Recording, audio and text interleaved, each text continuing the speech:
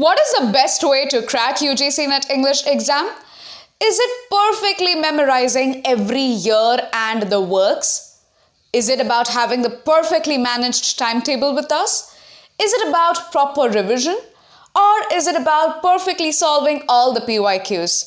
While all of these are important for cracking UGC NET English exam, the real game changer is having the right resources, reference materials and study books from which we are preparing for this particular exam. Imagine relying on a reference material that has all the titles, works and authors completely jumbled up. Wouldn't that leave you confused? That's why in today's video, I'll be sharing some of the most important reference materials and study books that I used while I was preparing for my UGC NET English exam, and that helped me to crack it in my very first attempt. I bet they will help you as well.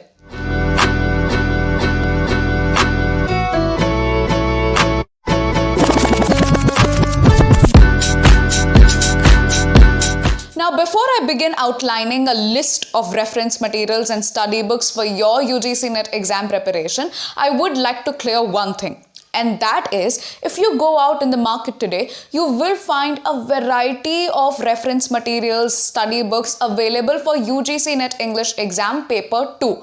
So a lot of students face this difficulty as to which reference material or which study book that they should take and learn from. But understand that you need to take those reference materials and those resources that are prescribed by the state or a central university in their syllabus or curriculum.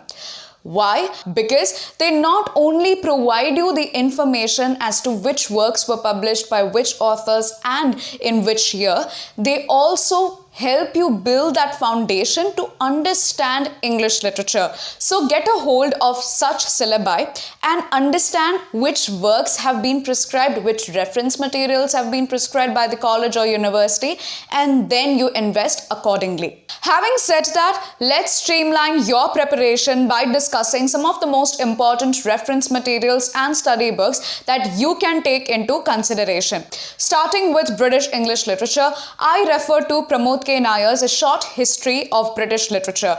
I find this book to be very helpful because first of all, it is concise yet very detailed. Secondly, it helps you in building that foundational understanding of each and every age in the history of British English literature. And I find it to be very important precisely because on the starting page of every new chapter that begins with a new literary age or a literary period, the author has provided a timeline. That is, he has made a list of all the important socio-cultural events that happened in that particular age in a chronological manner. And on the other hand, he has also made a list of all the important works that were produced during that point of time in a chronological manner. So this would help you in tackling the chronology-based questions in UGC NET English exam. Secondly, I also referred to R.D. Trivedi's A Compendious History of British Literature. As the name suggests, it is indeed compendious. It constitutes 900 pages. I found this book to be quite helpful because it was very detailed and it also includes the summaries of some of the most important texts. So it will help you in tackling questions in UGC NET English exam that ask about the details of characters, their events, what happened towards the ending, the opening lines of certain important works. So in that sense, it is extremely helpful. The only downside of this particular work is that it's very huge. It's almost 900 pages in length. Since it's so detailed, it has covered every socio-political context, every literary age, every work in a very minute manner. So it is definitely going to help you, but at the same time, it is going to be a very time-consuming and tedious process because then you will have to go through each and every line, make notes from it, understand what's important and what's not. Apart from these two, I have also heard that W.J. Long's English Literature and W.H. Hudson's An Outline History of English Literature are also very helpful. But I haven't prepared from these, so I can't say much, but I've heard that they are very helpful. For literary theories, I refer to Peter Barry's Beginning Theory and Introduction to Literary and Cultural Theory. I find this book to be very concise and understandable because the author has broken down the complex literary terms, literary theories into understandable bits and pieces. Not just that, but the author has also mentioned some of the most important critical works produced in relation to the literary theories and their years, which are again frequently asked in UGC NET English exam. Apart from including and explaining the most important contemporary literary theories, the author has also included narratology, stylistics, which are very important from UGC NET perspective. Secondly, I also refer to Pramod K. Nair's Contemporary Literary and Cultural Theory. I find this to be an excellent reference material for UGC NET English, especially to tackle literary theories. Because in this particular work, the author has included all the contemporary theories starting from structuralism down to eco-criticism as well as queer theory. Not just that, but the author has also explained the main theory and its branches, its offshoots, its subtopics in a very simplified manner. So for literary theories, I believe you have two very amazing options right in front of you. You have Peter Barry and Pramod K. Nair.